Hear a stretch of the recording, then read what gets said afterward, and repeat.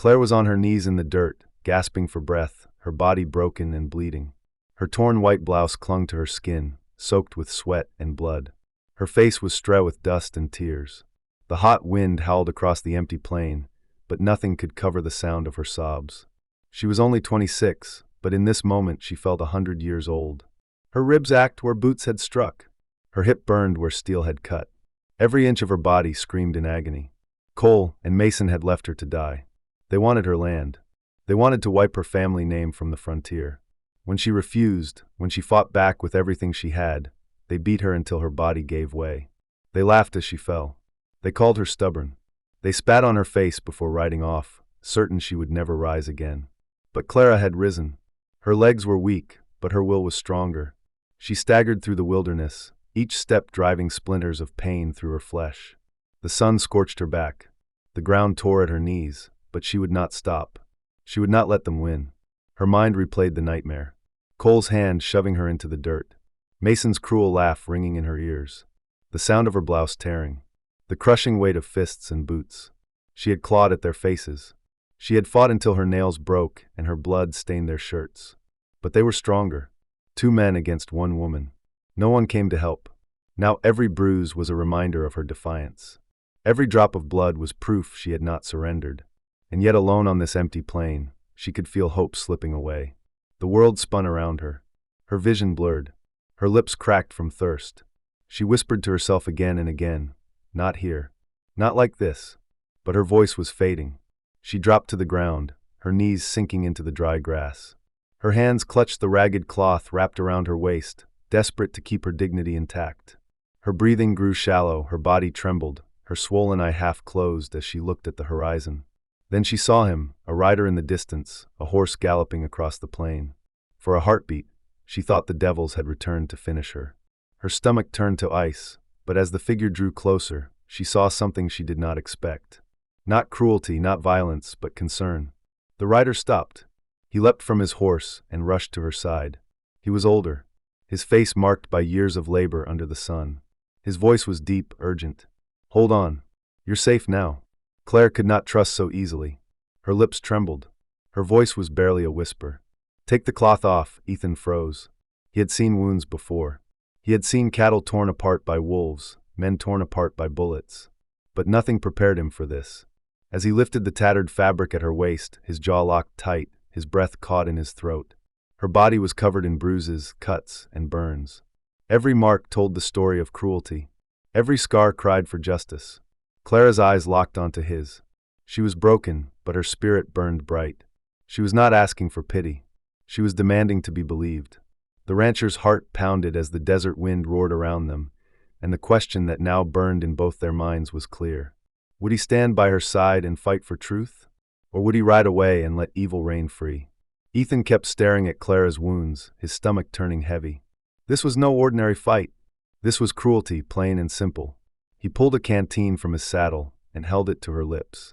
Clara drank, water spilling down her chin, her hands shaking as she gripped the metal. Her voice cracked when she finally spoke. "They tried to take everything. My land. My father's land." Ethan felt his jaw tighten. He had seen greed before. He had seen men kill for a single acre of dirt. But this was different. This was a woman broken down for Darren to stand her ground. Clara coughed, her breath uneven. "They said I was nothing, that no law would save me. They wanted me to sign. When I refused, they beat me until I could not stand." Her eyes glistened, not with weakness, but with a fire that refused to die. "I will never give it to them. Never." Ethan placed a rough hand on her shoulder, careful not to touch the bruises. "You're safe now. I won't let them touch you again." The words were steady, but inside his chest, his heart pounded. He was just one man, older and tired, but something about Clara's defiance stirred him. She tried to push herself up, wincing in pain. Ethan caught her before she fell. Even beaten, even broken. Claire's spirit was wild as the frontier itself, she muttered through clenched teeth. "They will come back for me. They always do." Ethan helped her onto his horse, steadying her with one arm as he swung up behind. The sun was setting, painting the horizon in red and gold. It should have been beautiful, but all Ethan saw was danger lurking in the shadows. He knew Cole and Mason. Men like them did not forget. They would chase her until they got what they wanted. Claire leaned against him, her voice barely above a whisper. You don't even know me. Why would you help? Ethan's eyes narrowed as he guided the horse toward town. Because no one deserves what they did to you. And because if men like them keep winning, then this land isn't worth living in. The horse galloped through the tall grass, hooves pounding like drums of war. Ethan felt Clara's weight against him, fragile yet unbroken. He thought of the sheriff, of the law, but also of how easily the law bent in these parts. Sometimes justice needed a firmer hand. As the lights of the small town flickered in the distance, Ethan knew one thing. He was no longer just helping a stranger. He was stepping into a fight that could cost him everything. But what choice did he have? Ethan was leading Clara toward the sheriff's office, hoping the law could give her protection. But before they reached the building, two figures blocked their path outside the saloon. Cole and Mason were waiting. Smug smiles spread across their faces. The street fell silent. Claire leaned against him, her voice barely above a whisper. You don't even know me. Why would you help? Ethan's eyes narrowed as he guided the horse toward town. Because no one deserves what they did to you. And because if men like them keep winning, then this land isn't worth living in. The horse galloped through the tall grass, hooves pounding like drums of war. Ethan felt Clara's weight against him, fragile yet unbroken. He thought of the sheriff, of the law, but also of how easily the law bent in these parts. Sometimes justice needed a firmer hand. As the lights of the small town flickered in the distance, Ethan knew one thing. He was no longer just helping a stranger. He was stepping into a fight that could cost him everything. But what choice did he have? Ethan was leading Clara toward the sheriff's office, hoping the law could give her protection. But before they reached the building, two figures blocked their path outside the saloon. Cole and Mason were waiting. Smug smiles spread across their faces. The street fell silent. Townsfolk backing away as trouble brewed in the hot evening air. Ethan had no choice but to push Clara inside, where every eye could see what was about to unfold. Clara pulled Ethan's coat tighter around her bruises, but her eyes still burned with fire. She refused to hide, even beaten. She wanted the world to know she was still standing.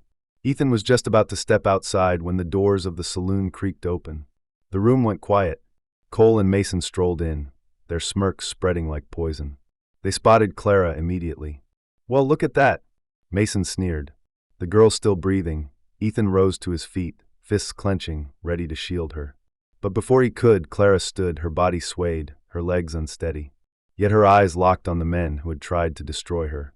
Her body begged her to stay down, but pride forced her onto her feet. You think I'll bow to you? She shouted, her voice carrying through the saloon. You'll never take my land. Gasps filled the room. She grabbed a half-empty whiskey bottle from the table and hurled it. It smashed against the wall inches from Mason's head, shards scattering across the floor. The room erupted in chaos. Cole lunged, but Ethan caught him with a hard punch to the jaw. Chairs toppled. Men scrambled. The piano player ducked for cover. Mason tried to push past, but Clara stepped forward, planting herself between him and Ethan. Her body shook with exhaustion, yet her voice was steady. She knew she could not win against them. But standing firm meant keeping her dignity alive. You'll have to go through me. That moment froze everyone in the saloon. A battered young woman, standing tall against two ruthless men. No one laughed now. Even the cowhands at the bar muttered, "She's got more fight than most men around here." The sheriff finally stormed in, rifle in hand. The townsfolk spoke up right away. Every witness ready to tell the sheriff exactly what had happened. Within minutes, Cole and Basha Del Mason were dragged out, cursing and spitting, but no longer smirking. The saloon slowly returned to noise, though every eye stayed fixed on Clara. They had seen something that night. Not weakness, not fear, but the raw courage of a woman who refused to bow. Ethan helped her back to the table, pride burning in his chest. For the first time, he realized Clara was not just someone to protect. She was someone worth standing beside no matter the cost. Now, before we move deeper into this story, take a moment if you enjoy these Wild West tales of grit and heart. Hit that subscribe button. It helps keep these stories alive for all of us. And while you are here, pour yourself a cup of tea. Sit back and tell me what time is it where you are, and where are you listening from. The night after the saloon fight, Cole and Mason were dragged in chains through the dusty street. The whole town gathered, whispers spreading like wildfire. Folks leaned on railings. Women held their children close, and the old men muttered that justice was finally catching up. The sheriff marched them toward the courthouse, a small wooden building that smelled of pine and sweat. Inside, the benches creaked as townsfolk filled every seat. Ethan sat close to Clara, steadying her when she winced from her bruises. Her chin was high, her eyes clear. She'd been beaten but not broken, and everyone in the room could see it. When the judge entered, silence fell. He was an older man with tired eyes, but there was no mistaking the steel in his voice. "Cole Mason, you stand accused of assault, attempted theft, and the intent to drive this young woman off her rightful land. How do you plead?" Cole sneered.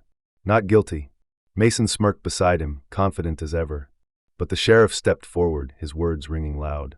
"I saw them in the saloon. I saw this girl stand her ground, and I saw Ethan here defend her. The whole town saw it." The judge turned to Clara. Her hands trembled as she stood, but her voice did not falter. "They tried to break me. They wanted me to give up my father's land. I told them no, and I will keep saying no." The crowd murmured, a wave of approval filling the room. For a moment, Cole and Mason's smirks faded. Ethan rose, his voice rough but steady. "I have lived in these parts for 55 years. I've seen men fight for water, cattle, gold. But I've never seen a woman fight like this one. If this land means nothing to the law, then what is that?" Struck a chord. The judge leaned back, his gavel in hand. The verdict came swift. "Cole Mason, you are guilty. You will face prison time for your crimes, and this town will remember your names for what you are. Cowards who prey on the weak." Applause thundered through the small courthouse. Clara's eyes wailed with tears, not from pain, but from relief. For the first time since her nightmare began, she felt safe. Ethan placed a hand on her shoulder. "You're free now. They can't hurt you anymore." But as the gavel struck one last time, Clara's heart raced. Justice had been served today. Yes, but what would tomorrow bring for a wounded girl and an aging rancher, alone in the wild frontier? When the courthouse emptied and the crowd drifted back to their homes, Clara and Ethan stepped out into the fading light. The sky burned with streaks of orange and gold, the kind of sunset only the West could paint. For the first time in days, Clara took a deep breath without fear clawing at her chest. Ethan walked beside her, silent at first, his boots crunching against the dirt road. Finally, he spoke. "You stood taller than any man in there today. Don't ever forget that." Claire smiled faintly, her face still bruised, but her spirit shining through. "I thought I was alone. Turns out I wasn't." They reached his horse and paused. The town behind them buzzed with life, but out on the horizon lay the open land, quiet and endless. Ethan looked at her, seeing not just a wounded girl, but a partner in strength. He had spent years believing the West had taken more from him than it ever gave. But in that moment, he realized the land could still offer something back. Hope. Clara placed a hand on his arm. "You gave me more than safety. You gave me a reason to keep fighting." The rancher, weathered and worn, felt something stir inside him. It was not the fire of youth, but the steady warmth of purpose. He knew life was fragile, cruel even, but he also knew it could still surprise you with grace. As the two of them rode out together, the town fading behind, Clara leaned against him, not from weakness but from trust. The West was harsh, yes, but it was also a place where second chances could bloom. And maybe, just maybe, love could rise from the ashes of pain. Their story reminds us of something simple yet powerful. That no matter how broken you feel, you can rise again. That even when the world tries to strip away what is yours, you can stand tall and fight back. And sometimes help comes from where you least expect it. Now I want to ask you, if you'd been in Clara's shoes, would you have found the strength to fight back? And if you had been Ethan, would you have risked your peace to protect a stranger? Before we close this chapter, do me a small favor.